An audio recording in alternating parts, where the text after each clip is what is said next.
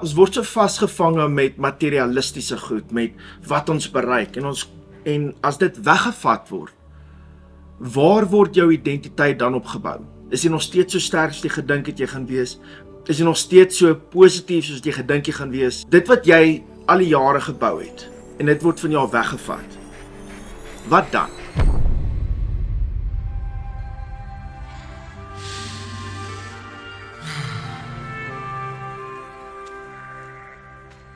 Ek lees nou die aand, lees ek die storie van Moses. Hoe hy na die paleis toe gegaan het, groot geword in die paleis, en toe daarna woestyn toe gegaan het, waar hy die ontmoeting gehad het met God. En dit kom by my op, dat Moses sou nooit die Israeliete uit Egipte uit kon lei het nie, as hy nie die leierskap capabilities gehad het, wat hy geleer was in die paleis nie. Dit het my laat dink. So as Moses nou van 'n paleis afgekom het na 'n woestyn toe, wat se denke het hy gehad? Waarna het hy gedink?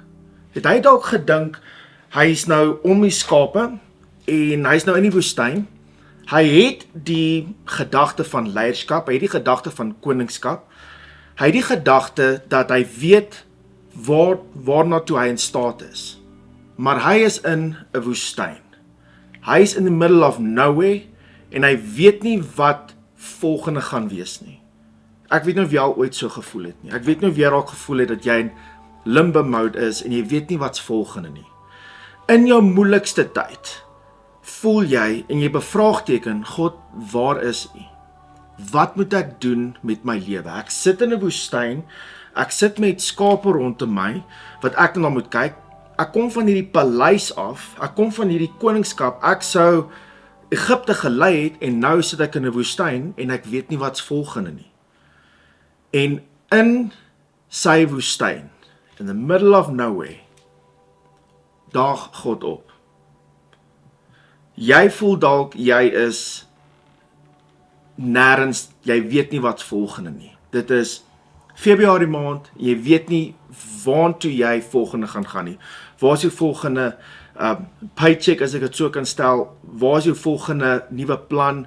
Wat's volgende in jou familielewe? Wat's volgende in jou besigheid? Jy het net nie 'n klou wat aangaan nie. En in daai moeilike tyd, as jy mooi gaan luister, daag God op. En hy gaan vir jou instruksies gee. Groter as wat jy dink. Jy moet net luister en hoor. En luister, ek sê nie dit net as 'n motiverende praatjie nie. Ek sê dit, want ons almal was al daar. Meeste van ons is nou daar. So ek wil jou net graag inspireer, al voel jy weet nie wat's volgende nie. Miskien daag God op, met 'n vlam, en sê vir jou presies wat volgende gaan wees.